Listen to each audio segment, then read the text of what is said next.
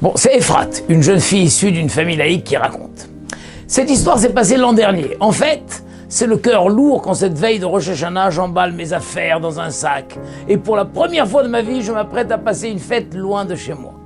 Toute la matinée, mes parents, mes frères m'ont reproché de m'éloigner d'eux pour aller passer la fête avec des étrangers. Même si leurs paroles m'ont bouleversé, je sais en mon fort intérieur qu'il m'est impossible de laisser passer un jour comme Rosh Hashanah dans une ambiance loin de la sainteté. Alors je monte dans le bus, le cœur lourd. Tout le trajet, je parle avec Hachem, je lui raconte combien cette décision était difficile à prendre. Moi qui n'ai jamais quitté la maison auparavant. J'arrive au séminaire et me prépare pour la fête. Une amie m'indique que nous sommes toutes les deux invitées chez une famille orthodoxe du quartier.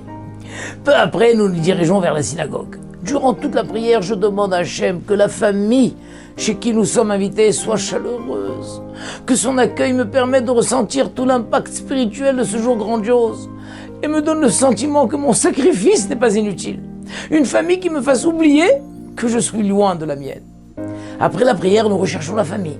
Nous trouvons l'adresse rapidement et la plaque posée sur la porte nous indique que nous sommes à la bonne adresse.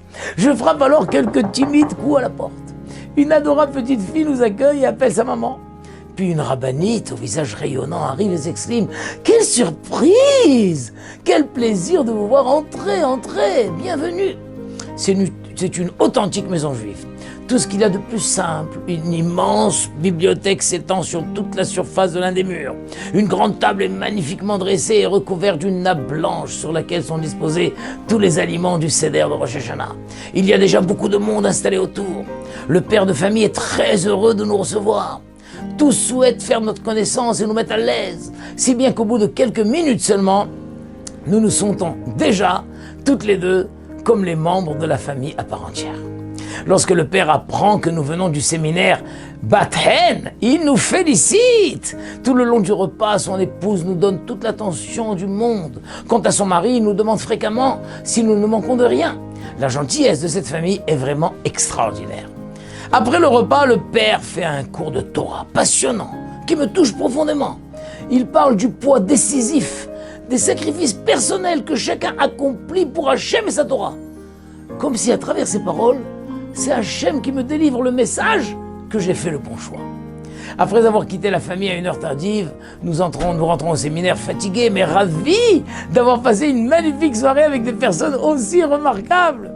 La rabbinite ne nous a laissé partir qu'après nous avoir répété plusieurs fois qu'elle a été très heureuse de nous recevoir et que nous sommes les bienvenus à n'importe quel moment.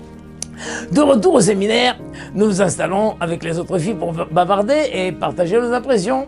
Soudain, deux filles arrivent et en nous voyant, elles s'écrient « Mais enfin, où étiez-vous? On vous a cherché toute la soirée. La famille chez qui vous étiez invités vous a longtemps attendu. Finalement, ils sont sortis de chez eux et ont commencé à vous chercher dans tout le quartier.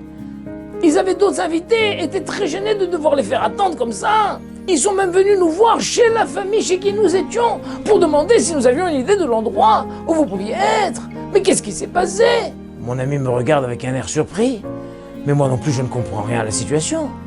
Ce n'est qu'après avoir enquêté que je comprends ce qui s'est passé. En réalité, la famille qui nous a reçus porte le même nom que celle chez qui nous étions censés nous rendre. Et en plus, elle habite la même rue. Seul le numéro de la rue qu'on nous a donné n'était pas le bon. Lorsque la mère de famille nous a vus toutes les deux sur le seuil de la porte, elle a tout de suite compris que nous étions trompés d'adresse. Malgré tout, elle a pris la décision de ne rien nous dire pour ne pas nous faire honte, ni nous mettre à l'aise.